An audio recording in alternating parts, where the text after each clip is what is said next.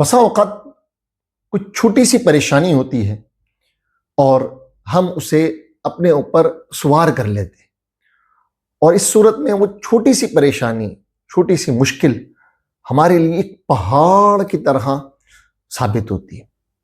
اسی طرح بسا اوقات یہ بھی ہوتا ہے کہ کوئی بہت بڑی پریشانی ہوتی ہے، بڑی مشکل ہوتی ہے، لیکن ہم اسے اپنے ذہن پر، اپنے اوپر سوار نہیں کرتے، تو وہ بڑی سے بڑی پریشانی، بڑی سے بڑی مشکل بھی جو ہے وہ ہمیں بہت چھوٹی سی محسوس ہوتی ہے۔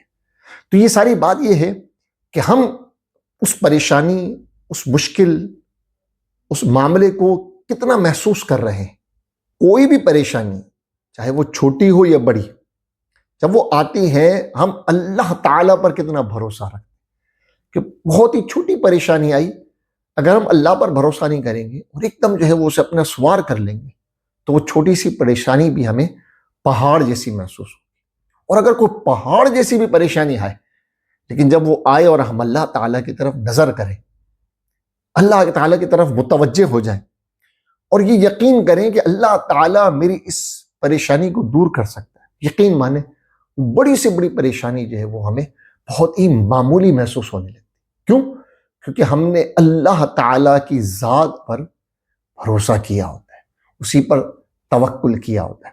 اللہ تعالیٰ خود قرآن پاک میں ارشاد فرماتا ہے کہ وَمَن يَتَّقِ اللَّهَ يَجْعَلْ لَهُ مَخْرَجًا، کہ جو اللہ تعالیٰ پر بھروسہ کرتا ہے اللہ تعالیٰ اس کے لیے نجات کا راستہ نکال دیتا ہے، پریشانیوں سے نجات، مشکلات سے نجات۔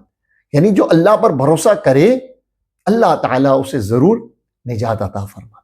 اس حوالے سے ایک وظیفہ ذکر کرتا ہوں، جب بھی کوئی پریشانی، مشکل آئے، چاہے وہ چھوٹی ہو کہ بڑی ہو، اس وظیفے کو کثرت سے چلتے پھرتے اٹھتے بیٹھتے پڑھنا شروع کر دیں۔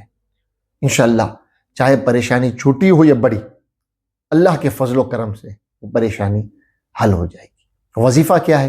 وظیفہ بہت آسان ہے، آپ نے چلتے پھرتے اٹھتے بیٹھتے پڑھنا ہے، یا حی یا قیوم برحمتک استغیث، یا حی یا قیوم برحمتک استغیث۔